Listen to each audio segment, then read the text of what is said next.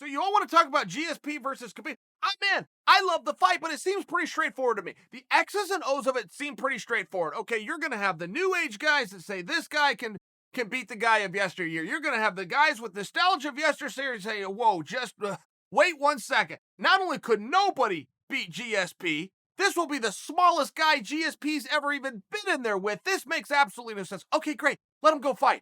It's probably largely a battle of takedowns. I would like to see that fight because I don't think George gets bitched up and takedown. I just don't. I know in my heart that Khabib has a whole nother skill set that he's never shown us, and he's not going to show us until he's forced to it. George is going to force him to show us that. I'd like to see it. That would be fun for me. Oh, and by the way, George is going to get on top of Khabib at some point, same as he has everybody else that he's ever faced. I'd like to see Khabib on the bottom.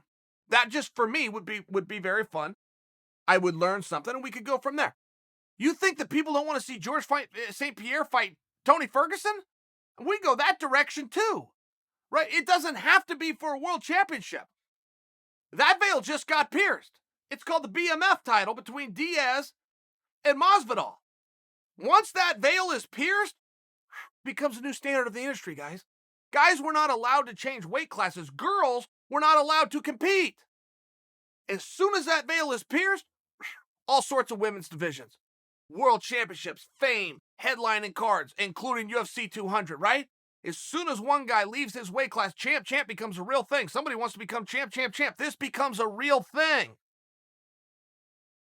So we don't have to put the title on the line. Put George in there against Tony. In many ways, in fairness, it's a much more interesting fight because we know George is going to get on top, and we know Tony doesn't mind being on bottom. He won a world championship from the bottom. In 2 different ways. 1, he's got a submission, and 2, he's doing ground and pound from his back. Tony's crazy. That's a really fun fight. If you just want to talk about exciting, that's a more exciting fight. You decide what you think is more compelling. I won't tell you. You want to talk about excitement, that's a more exciting one. You want to keep the George dance going on? Great. It doesn't just have to be talk about Conor coming in and facing Tony or Conor coming in facing Khabib.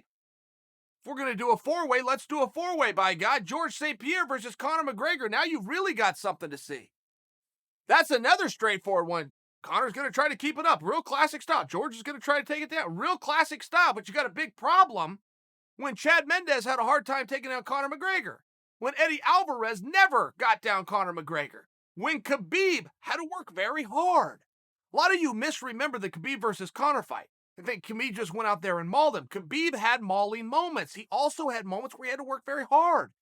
He had an entire round that he lost, something that had never happened to him before. That was a very hard and competitive fight. It really was. And yes, it was all of those different things. It was also dominant. It was also clear. It was also Khabib.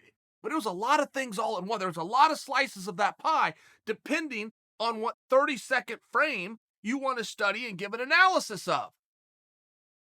There is no fight out there that has to happen. It's not true. The industry passed over Anderson Silva versus Matt Hughes, which at the time would have just been a colossally large fight. It passed over Anderson Silva versus John Jones, which at the time would have been a colossally huge fight.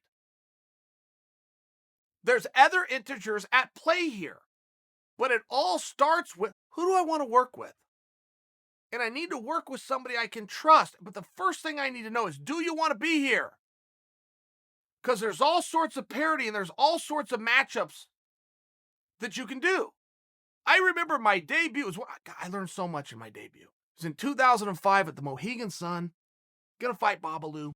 But on the card that night was the World Heavyweight Championship, the biggest prize in all of combat sports. And it was against a guy named Andrei Arlovsky, who quite frankly had not had all that decorated of a career, but he was the sitting world champion. And boy, did he look the part. And boy, did he move well. And those fangs were pretty cool. And a heavyweight that was all ripped up. Like, he checked a lot of boxes. He was going to take on Paul Buntello. Paul Buntello is a great guy, and I respect him, and he's a skilled guy. And in most walks of life, he's not going to be fighting for a world championship. He's just not. But guess what? He did, and the arena was sold out. And business was really great. And no, that was not the biggest match you could have made at the time. Not by 5 and 6 and 7-fold. But the arena only has so damn many tickets. And as long as I'm filling it, and the energy's good, and people go home and say, I'm coming back next time, I've done my job. Oh, and by the way, I've got more ways to skin the cat. I got sponsorship revenues. I've got partnership deals. I've got toys. I've got gaming. I've got media rights. I have paper. I got all sorts of ways to skin the cat. But if I'm a promoter and I'm largely a house guy and I want my in experience to be my number one focus because they have the ones who've given up the time and they've come, I've only got so many seats to sell. All sorts of fights you can do. Once the veil is pierced, it's pierced forever. Masvidal and Diaz have broke through the glass ceiling. Doesn't have to be title fights on top of a bill anymore. And if you're going to work George St-Pierre into the mix, which, by the way, I don't think you are, but if you're going to work him into the mix, you are a fool to think it only works against Khabib.